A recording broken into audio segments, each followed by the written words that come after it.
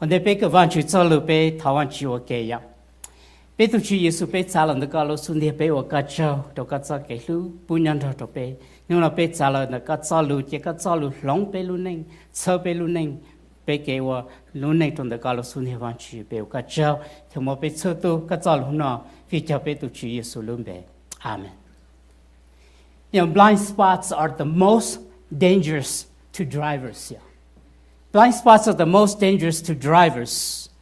In a vehicle, our two blind spots are over our right shoulder and our left shoulder. If we want to change lanes safely, we need to look behind in our blind spots to see if cars are coming or not. So in order to change safely, we need to do that. We need to do that. You know, one time my wife and I was going home from Clearwater Beach to Tampa, and we were coming on Highway 36 to our place.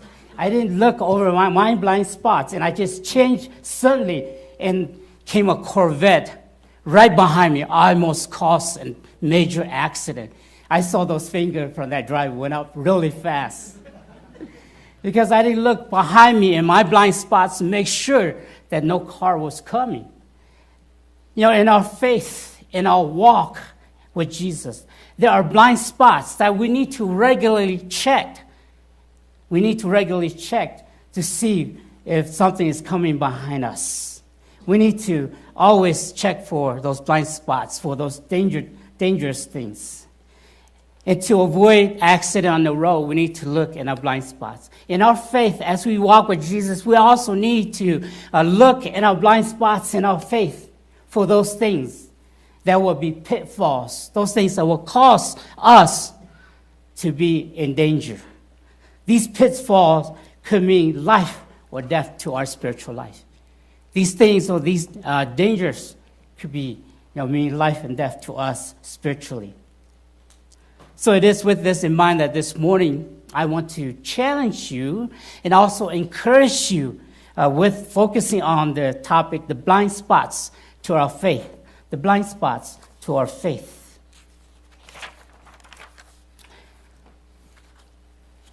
These are the objects or four objects in our blind spots in our faith that we need to regularly check over our shoulders in our blind spots for. First, do not let culture dictate us. Do not let culture dictate us.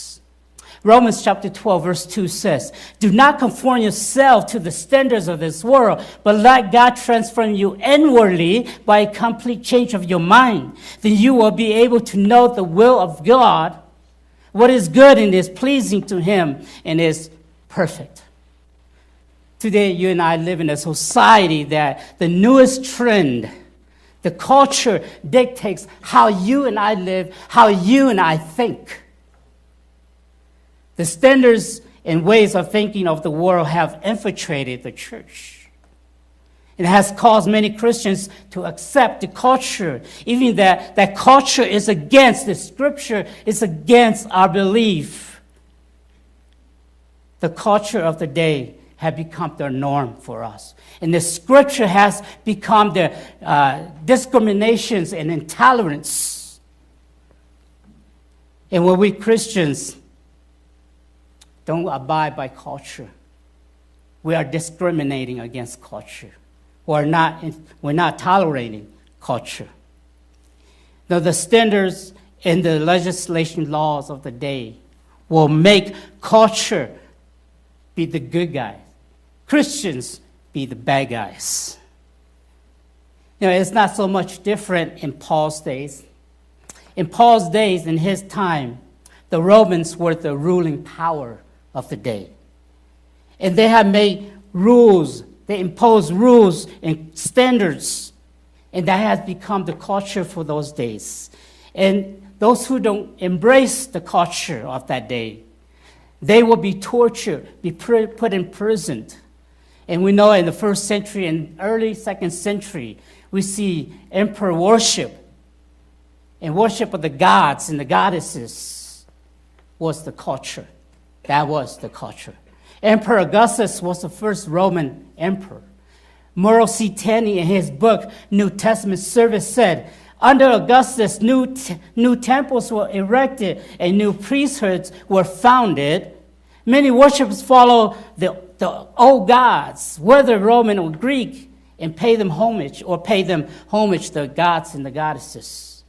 And at the end of the first century, Emperor Domitian ordered his people to worship him. And those who did not worship him, especially the Christians who did not worship Domitian, were put in prisons. They were tortured badly because they did not let culture dictate their lives. Not just in the area of worship, but in the area of morality. And it was unthinkable at that time. They were indulgent in sexual perversion. There were lawlessness in the land. Human life was cheap and murder was frequent. The exposure or abortion of unwanted infants, baby, was a common practice in that day. Superstition, trickery was everywhere. It was flourishing. Corruptions in politics, debauchery in pleasure, fraud in business, and deceit and superstition in religion. That is the culture of the day. This is the context that Paul wrote the book of Romans. That's the culture of the day. Since the first century and prior to that, culture had been one of the blind spots that time and time again have caused many Christians to succumb to its standard. Christians succumb to the culture. You and I see it more and more of evidence of this in today's world. Christians are giving into the culture. Christians are letting culture dictate how they live and how they think. Let me give you 3 examples. Cohabitation, living together before marriage. Research released in the platform Family and Kids, June 24, 2018. In the article titled, Majority of Americans Now Believe in Cohabitation. They said, cohabitation is the new norm. Shipping gender roles and expectations, the delay of marriage in a secularizing culture are leading more American adults to believe that moving in together before tying the knot is a good idea. What struck me is that they believe that cohabitation is a good idea. It's a good idea. 67% or 2/3 of adults agree that it is a good idea to move in together before marriage or to live together before marriage. Of these adults, 40% are professing Christian. They say they are a Christian, but they say moving in together before marriage is a good idea. 81% non-Christians say it's a good idea to live together before marriage. 68% or Generation X who were born 1965, between that and 1980, said moving in together is a great idea. It's a great idea. So friends, this is the culture you and I are living in today. This is the culture that we're living in today. Our culture is guided by such standards, and you and I have to let that culture dictate how we live, what we believe. Congregational Equality Caucus Domestic News, February 12, 2015, had an article titled, United Methodist Church Moves to Allow LGBT Clergy in Gay Marriage. In this article, a pastor by the name Frank Schaeffer said, the proposal to allow homosexual individuals to be ordained as pastors and those who are gay to be members of the church is a first small step toward granting full rights and have full authority. As he stated, this is only the beginning, friends. It is only the beginning. Once they have the LGBTQ community have full rights, you know what's going to happen? They're going to kick the scripture to the curb. And the culture will become the norm for us. Some of the mega churches in America are conforming to the culture and letting the culture dictate them in order to win the mass population.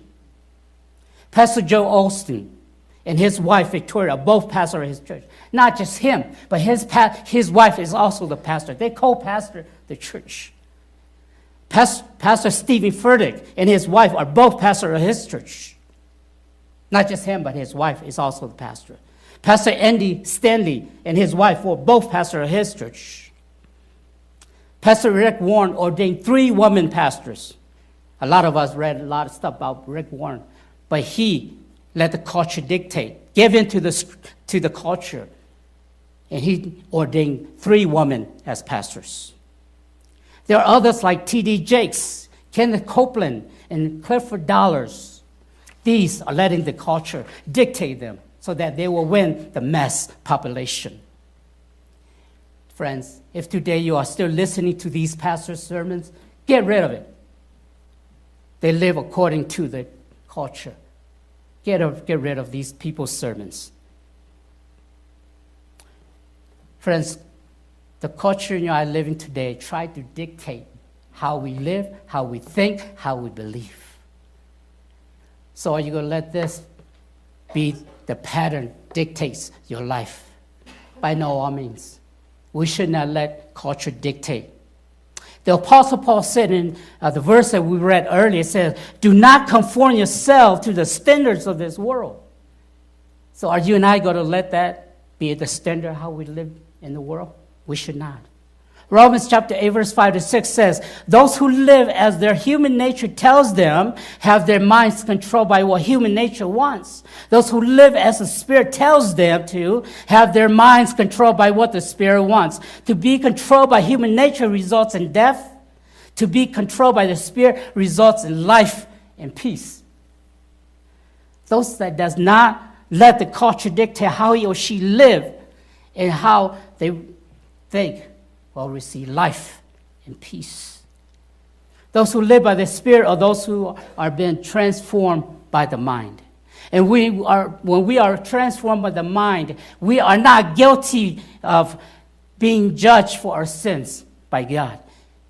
If we're not guilty of being judged by God, then you and I will receive life and peace. Life and peace. Dr. Voddie Baucham is a pastor, author, and educator. He served as the pastor at Grace Family Baptist Church in Spring, Texas. In 2015, he served as the Dean of Theology at African Christian University in Zambia. In Dr. Voddie Baucham's message titled, Changing Your Behavior to Fit This Culture, he said that Christians, especially this generation, the young generation, think that we need to go into the culture and become like the culture in order to win people to Christ or to present the gospel. He gave us one example. He said in the music culture, a lot of popular Christian song singers and writers, they need to write a non-Christian song and win the non-Christian community with those songs. When they become popular, then they have a foothold or credible in that culture so that they can present the gospel to the non-Christians. But he continued on to say that we as Christians should not be liked by non-Christians in order to present the gospel. Because when we present the gospel, we're not using our names. We're not using our names to go win the mass population, but we're using the name of Jesus Christ to win them to Jesus. So do not let the culture dictate how we present the gospel, how we live the gospel. Friends, this world's culture abounds all around us, like a lion prowling around, ready to devour us. We need to be aware of this in our blind spots. Look for this in our blind spots.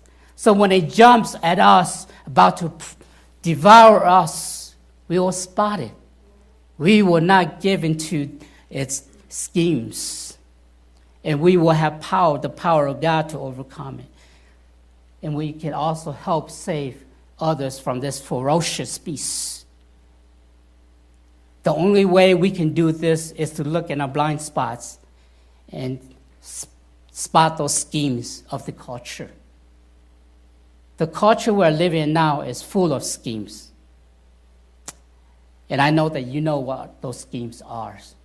Look in your blind spot for those schemes. The culture is throwing at you.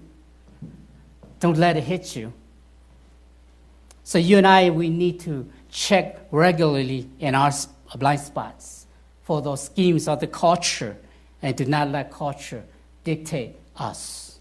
Secondly, do not let complacency stifle us.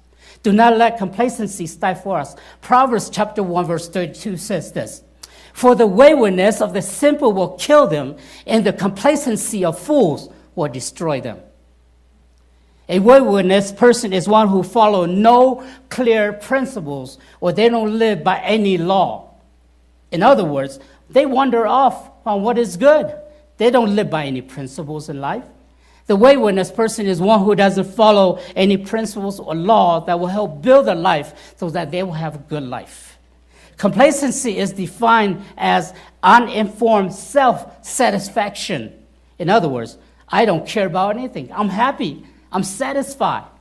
So I'm not going to move on. I'm not going to do anything better. They have an I don't care attitude. This person doesn't want to strive forward or grow or reach for better situation in life. We know that the natural law of humanity is for a person to grow from infancy to adulthood. That is the natural law of humanity. To do that, one must eat food to grow physically. To do that, one must learn or be educated to grow mentally. To do that, one must live by moral principles to grow ethically. And to do that, one must value something to strive for maturity. One of the silent killer to our faith is the I don't care attitude, complacency to our spiritual growth. And one of the blind spots to our faith that will deter us from God is complacency. Complacency. Being satisfied that we are saved. We are saved. We don't need to grow. We don't need to move in our spiritual life. The voice of complacency will whisper to us, you don't need to go to church. You're already saved. The voice of complacency will say to us, you don't need to read the Bible. God knows you, and that's good enough. You don't need to know God. The voice of complacency will say to us, you can indulge in whatever fleshly activities. God is merciful, will not count your sin against you. Once you're saved, you're always saved. The voice of complacency will say, you are fine the way you are. No improvement is needed. Proverbs chapter 10, verse 4 says this: being lazy will make you poor, but hard work will make you rich. So are you going to be a complacent person? Or are you going to strive? You're going to move forward. Laziness is part of complacency. Complacency, or the I don't care attitude, will never bring anything good or improve our life, especially our faith, our walk with Christ. The opposite must be true. Diligence and hard work must be the principles that you and I live by, especially in our faith. In Bits and Pieces, May 28, 1992, on page 15, comes this saying: complacency is a bleat that saps energy, dulls attitude, and causes a drain to the brain. The first symptom is satisfaction with things as they are. The second is rejection of things as they might be. Good enough becomes today's watchword and tomorrow's standard.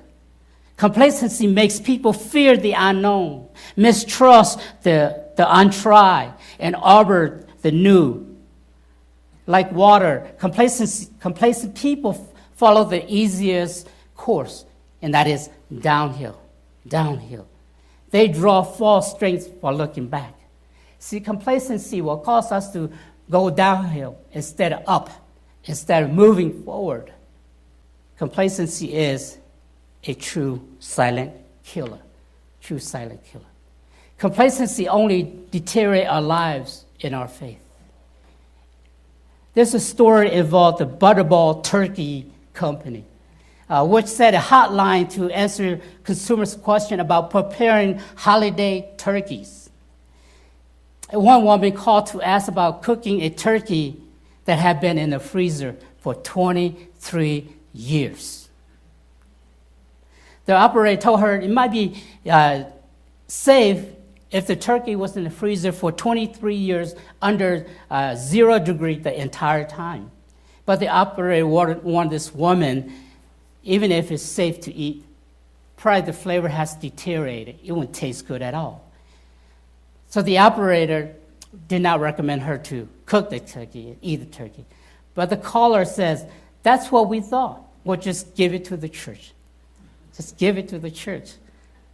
Friends, a lot of time people think that church has the answer to everything. Even though they are complacent people, they don't seek God. They don't seek the church. So how can we as a church help people when they have needs if we live in complacency? How can we bring the good news to people if we are complacent people? How can we help those who come to a personal relationship with Jesus Christ if complacency is sneaking up behind us, will cause us to be complacent people? So as believers, we must not be satisfied where we are. We must move forward. We must strive forward. We are not to be complacent. Romans chapter 12, verse 11 says, work hard and do not be lazy. Serve the Lord with a heart full of devotion. Complacency can stifle us. Complacency can cripple us to the point that we don't care anymore. We love to stay where we are. We like where we are. We don't want to move forward. But friends, today, let us check our blind spots regularly for complacency. Don't let it sneak on us. Don't let it stifle us. Don't let it hit us. Don't let it hit us. Thirdly, do not let comfortability stall us. Do not let comfortability stall us. Philippians chapter 3, verse 12 to 13 says this, I do not claim that I have already succeeded or have already become perfect. I kept striving to win the prize for which Christ Jesus has already won to himself. Of course, my brothers and sisters, I really do not think that I have already won it.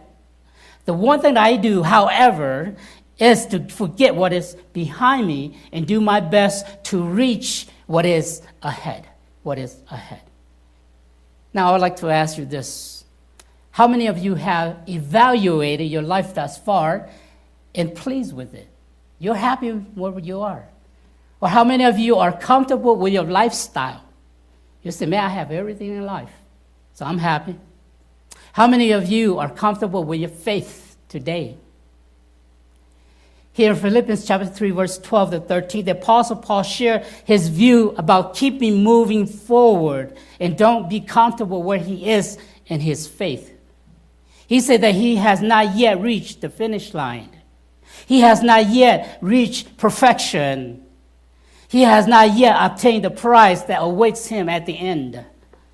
But in Jesus Christ, when he strive hard, move forward, and reach the finish line, that he will receive all.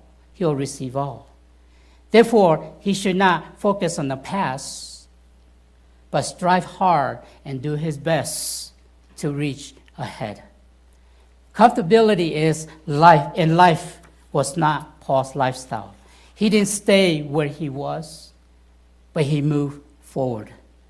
He gave us 3 principles of moving forward or reaching our goal. He said, 1, we have to strive. We have to strive. The word strive itself is an action verb that tells us we are not to stand still. We are to push with every ounce of energy who we are to move forward. We are not to stay where we are today, especially in our faith. Second, he said we are to forget what is behind us. Now, all Christians, when they become Christians, they were comfortable before they became Christians. And they still live in that lifestyle. They still live in the comfortability. And they don't want to change after they become Christians. So they still hold on to what they had. But Paul said we are to leave that behind. Leave that behind and move forward. Third, he said we are to do our best to reach the finish line. We are not to let anything or anyone hinder us reaching the end. Usually comfortability is a state that keeps us from doing that, keeping us from reaching the finish line. Comfortability will do that. And because we like where we are, we settle there, so we don't strive forward. But Paul said we need to strive, we need to forget what is behind and do our best to finish the finish line. It is at the finish line that you and I will receive our reward. So the main thought for this is, do not let comfortability be an agent that stalls us from moving forward in our faith. 1 Peter chapter 2, verse 2 says this, be like newborn babies, always thirsty for pure spiritual milk, so that by drinking it you may grow up and be saved. In other words, we are not to be comfortable where we are in our spiritual walk with Christ and in our faith, but we are to be like newborn babies, yearning, longing, wanting to have more spiritual milk that will help us to grow in our faith. So we need to move forward. Don't be comfortable where we are. I know that many of you love to eat pho. One of my favorite food is pho. Every time my wife and I and the family go out to eat, I always suggest go to pho restaurant, go eat pho. Because that's my comfort food. I like food. I like pho. But my wife, Nisri, would tell me, we should try something new. Just get out of my comfort zone. Try something new. A lot of times we are comfortable where we are in our faith, in our walk with Christ today. We don't want to try anything new. We don't want to get out of the comfort zone. But our comfortability will stall us from growing in our faith. Comfortability will cause us even to halt and not move at all. But Paul said we are to strive, we are to move forward. This is an illustration of a frog. A frog was put into a pot with cold water in there, and the pot was put on top of the stove, and the fire was turned on. But the frog was in there. As he was in there, he was swimming around in the water, but he didn't realize the water was warming up, was getting hotter and hotter. And eventually, you know what happened to the frog? Because he was comfortable in the pot, he didn't realize that the water's getting hotter. He became a good meal. He became a good meal. You and I, we should not become a meal for Satan. If we're comfortable where we are, we'll become a meal for Satan. We need to get out of our comfort zone. Like Paul says, strive forward, move forward. Friends, comfortability is in our blind spots. We need to look for that. Don't let it hit us. Don't let it stall us. Don't let it halt us in our faith, in our walk. Fourthly, do not let counterfeit fool you or fool us. Matthew chapter 24, verse 24 says, for false messiahs and false prophets will appear. They will perform great miracles and wonders in order to deceive even God's chosen people, if possible. If possible.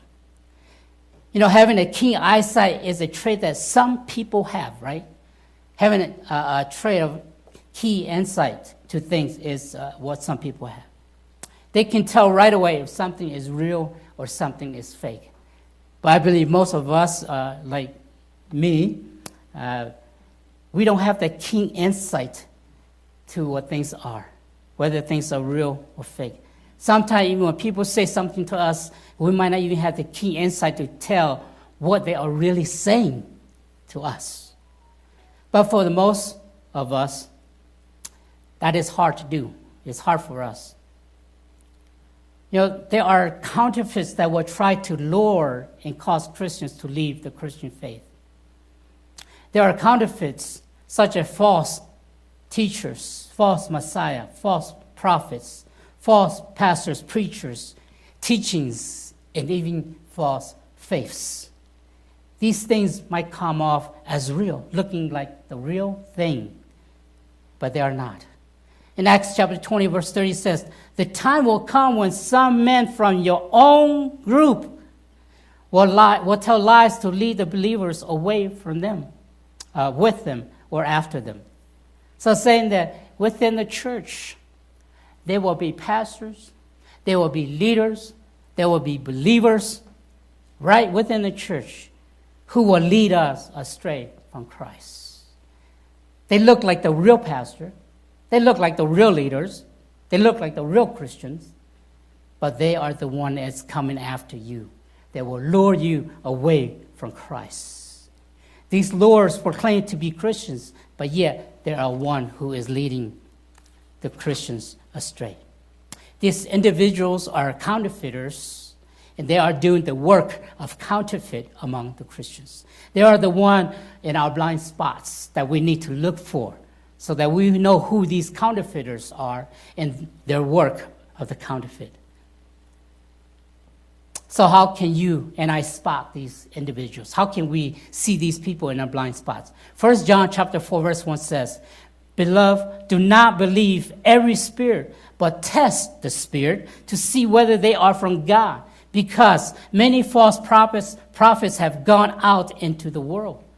That's how you and I are to test or to spot these counterfeiters, is we are to test every individual, test every spirit to see if they are real or not.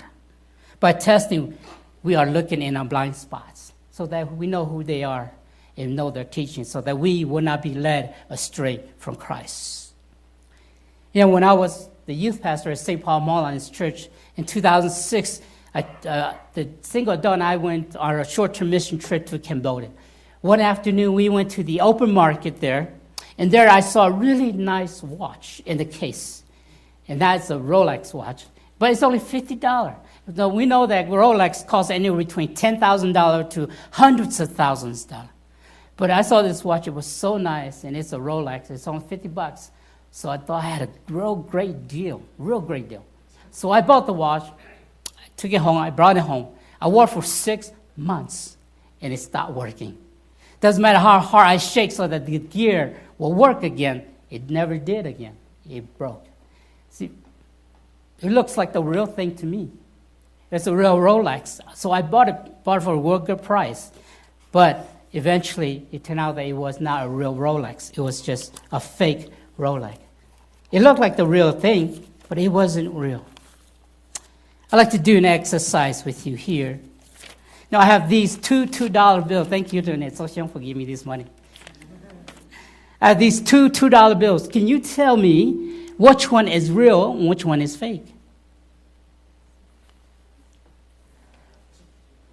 Both are real $2 bills. I just want to tell you that. They are both $2 bills, and they are real. They look the same. Also, I have another two $1 bill. Now, can anyone tell me which one is fake and which is real?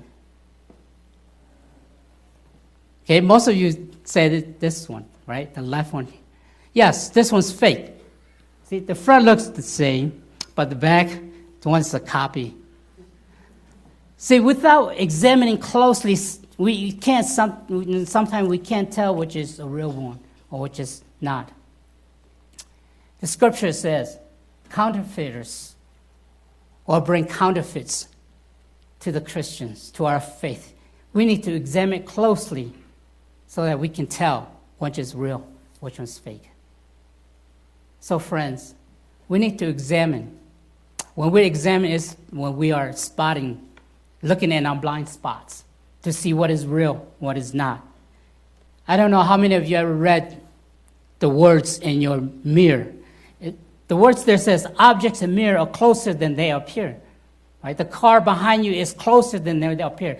You see the car that you think is way back there, but it's really close to your car. So we need to look at our blind spots and don't let counterfeit sneak up on us and hit us. Because if it does, it will cause our demise. So be aware, as 1 John chapter 4, verse 1 said, we are to test. We are to regularly check our blind spots so that counterfeiters and the schemes of counterfeit will not hit us. 1 Peter chapter 5, verse 8 says, be on your guard and stay awake. Your enemy, the devil, is like a roaring lion, sneaking around to find someone to attack. Satan and his schemes are waiting to pounce on you at every corner. We are to be on guard and stay alert so that we will spot these things in our blind spots so that they will not get the better of us. Nisfu and I love to take walks, but a lot of times we will take trails or walks that is for pedestrians and bikes also. So as we walk, we will have to always look behind us in our blind spots to make sure that no bikes or no rider is coming behind us so that we will not get hit. So we need to look in our blind spots, turn to our blind spot and look. You're in our walk with Christ, in our faith. We have to look over our shoulder consistently, constantly, so that nothing can hit us. To our faith, nothing will hinder us. So we are to regularly check our blind spots for dangers. These dangers. 1, the danger of culture dictating our lives. 2, the danger of complacency stifling us. 3rd, the danger of staying in comfortability that lead us to our death in the faith. 4thly, danger of counterfeits that leading us astray from Christ. So friends, today, turn over to your blind spot and look in your blind spot. Turn over and see what's there. So in your walk with Christ, regularly check your blind spots for these dangers. Heavenly Father, we thank you for your word today to remind us, challenge us, also encourage us to keep looking in our blind spots so that these dangers will not hit us, so that we can continue to grow, strive, and reach ahead to the goal line. And we'll reach that goal line, Lord, we'll receive your reward. So, Father, we thank you for your words of reminder this morning. May you bless all of us. May your words continue to lead us and be with us. Thank you. Pray all this in the name of Jesus Christ. Amen. May God bless you, and we'll see you again next week.